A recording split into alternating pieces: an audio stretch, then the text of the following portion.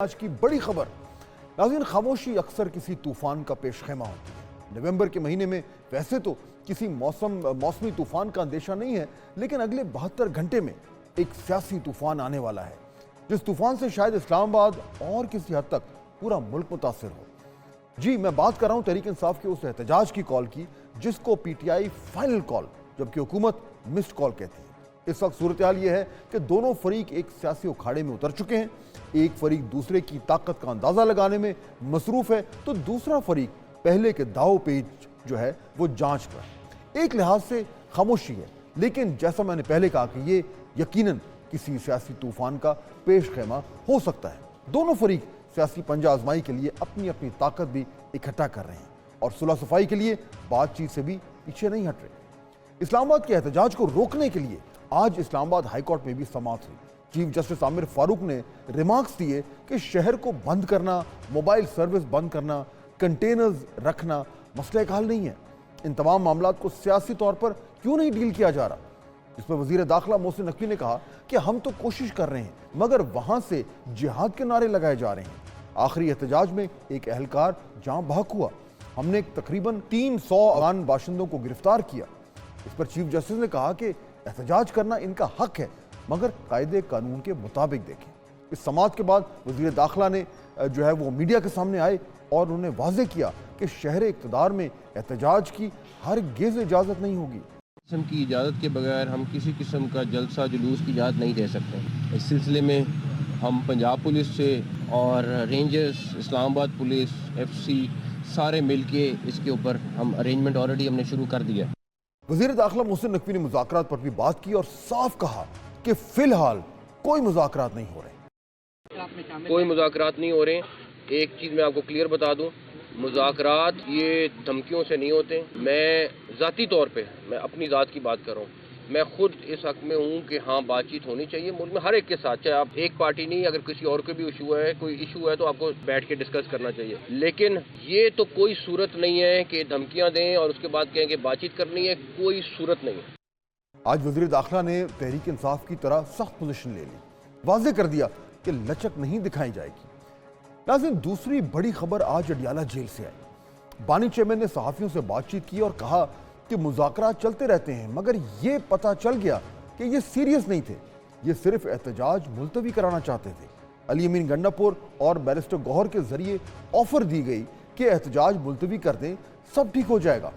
انہوں نے خود سمیت انڈر ٹرائل لوگوں کی رہائی کا مطالبہ رکھا تھا تاکہ مذاکرات کی سنجیدگی کا پتہ چل جائے۔ ان کے مطابق یہ ڈیمانڈ ایسی تھی جو فوری طور پر پوری ہو سکتی تھی، جو دوسری سائٹ سے نہیں کی گئی۔ عمران خان کہتے ہیں کہ ہائی کورٹ سے کل کی ضمانت ہو جانے کے بعد حکومت کے پاس سنہری موقع تھا کہ وہ انہیں رہا کر دیتی۔ وہ مزید کہتے ہیں کہ واضح ہو گیا کہ حکومت انہیں انگیج کر کے معاملے کو طول دینا چاہتی ہے۔ بانی کے اس بیان کے بعد مذاکرات کے سٹیٹس کا کافی حد تک اندازہ ہوتا جا رہا ہے۔ ابھی کچھ ہی دیر بعد شو میں تحریک انصاف سے مہربانو قریشی صاحبہ میں جوائن کریں گی اور ہم ان سے پوچھیں گے کہ بانی چیئرمین کے اس بیان کا سیاق و سباق کیا ہے۔ ادھر ناظرین، علیمہ خان کہتی ہیں کہ ان کے بھائی عمران خان کو 24 نومبر کو احتجاج مؤخر کرنے کے لیے آفر دی گئی ہے۔ پیغام دیا گیا کہ آپ 10 دن کے لیے 24 تاریخ کا احتجاج ملتوی کرتے ہیں۔ اس کے جو عوض یہ کہتے ہیں ہم بات چیت کے لیے تیار ہیں۔ انہوں نے کہا کہ میں نے کہا ٹھیک ہے، پہلا قدم یہ ہوگا کہ آپ جو ناحق قید میں ہیں ان کو آپ رہا کریں۔ تو انہوں نے کیا کیا، رات تک انہوں نے جو ایک لیڈر ہے ناحق قیدیوں کا، عمران خان اور پورے پاکستان کا لیڈر ہے، انہیں رات تک اس کے اوپر، اس پولیس والے کے اوپر ریمانڈ پہ FIR کاٹ چکے تھے۔ جیسے جیسے 24 نومبر قریب آ رہی ہے، بیانات میں تیزی آتی جا رہی ہے۔ اب ناظرین نظر ڈالتے ہیں کہ احتجاج کے حوالے سے دونوں سائیڈوں کی تیاری جو ہے وہ کہاں پہ کھڑی ہے۔ تحریک انصاف نے ضمن میں 3 بڑے محاذ پر تیاریاں جاری رکھی ہوئی ہیں۔ نمبر 1، زیادہ سے زیادہ لوگ کیسے اسلام آباد پہنچانے ہیں۔ نمبر 2، بانی چیئرمین کی رہائی کے لیے حکومت سے کیسے بات چیت کرنی ہے۔ اور نمبر 3، خیبر پختونخوا اور پنجاب کی قیادت نے کیسے کامیاب لانگ مارچ کا تاثر قائم کرنا ہے، یعنی آپٹکس کی میں بات کر رہا ہوں۔ اسی طرح حکومت نے بھی ناظرین 3 محاذ پر جوابی حکمت عملی بنا لی ہے۔ نمبر 1، زیادہ لوگ اسلام آباد نہیں پہنچنے دینے، اسلام آباد کو داخلی راستوں سے بند کرنا ہے، سختی بڑھانی ہے تاکہ زیادہ لوگ اسلام آباد نہ پہنچ سکیں۔ اس حوالے سے آج کئی اقدامات اٹھائے گئے۔ اسلام آباد انتظامیہ نے شہر کے مختلف مقامات پر کنٹینرز پہنچا دیے ہیں۔ کنٹینرز سڑکوں کے اطراف رکھے گئے ہیں تاکہ کسی وقت راستے بند کیے جا سکیں۔ وفاقی دارالحکومت کے 21 مقامات پر کنٹینر پہنچائے گئے ہیں، جبکہ مزید مقامات میں بھی شہر کو آنے والے رستوں کو بند کرنے کے انتظامات جاری ہیں۔ اسی طرح اڈیالہ جیل جانے والی مرکزی شاہراہ کے بھی مختلف مقامات پر رکاوٹیں کھڑی کر کے بند کرنے کا حکم دے دیا گیا ہے۔ اور ایک اور بڑی خبر یہ ہے کہ پنجاب کے 3 اضلاع میں رینجرز طلب کر لی گئی ہے۔ محکمہ داخلہ پنجاب نے لاہور، راولپنڈی اور اٹک میں رینجرز طلب کر لی ہے۔ نمبر 2، تحریک انصاف کو مومنٹم نہیں بنانے دینا۔ اس حوالے سے بھی حکومت نے کچھ فیصلے کیے ہیں۔ 23 نومبر سے انٹرنیٹ اور موبائل کی جو فون سروس ہے وہ جزوی معطل کرنے کا فیصلہ کیا گیا ہے۔ انٹرنیٹ اور موبائل فون سروس اسلام آباد، کے پی اور پنجاب کے مختلف اضلاع میں معطل کی جا سکتی ہے۔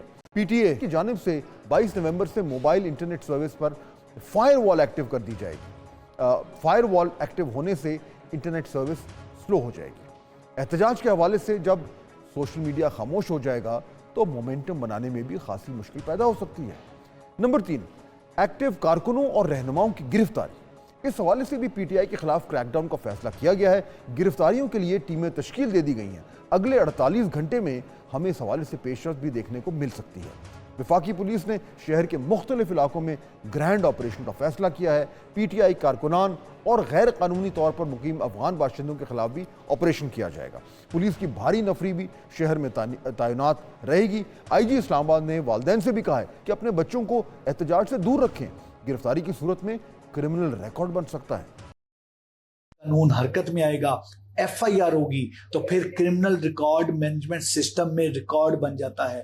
کریکٹر سرٹیفکیٹ نہیں بن سکتا، آپ ویزا اپلائی نہیں کر سکتے۔ There are so many embargoes, there are so many restrictions. تو میری ریکویسٹ ہوگی پیرنٹس کو، میری ریکویسٹ ہوگی تمام کو کہ پلیز اس چیز کو انشور کریں، ینگسٹرز کو یہ چیز باور کرائیں کہ وہ کسی صورت بھی لالیسنس کا حصہ نہ بنے۔ ناظرین، یہی تفصیلات ہیں جو حکومت نے ریاست کی طاقت دکھانے کے لیے کی ہیں یا عدالت نے اس حوالے سے اپنا رول ادا کیا ہے، لیکن ساتھ ساتھ دونوں سائٹ سے بات چیت کی ونڈو بھی کھلی ہے۔ وزیر اعلیٰ خیبر پختونخوا یمین گنڈا پور اور بیرسٹر گوہر پچھلے 2 دن بانی چیئرمین سے اڈیالہ میں ملاقات کر چکے ہیں۔ انہی 2 رہنماؤں کے پاس ڈائیلاگ کا مینڈیٹ بھی ہے۔ بیرسٹر گوہر نے آج بھی امید ظاہر کی کہ بانی چیئرمین کو آگے ریلیف ملتا رہے گا۔ عدالتوں پہ اعتماد بھی ہے، ان کا احترام بھی ہے۔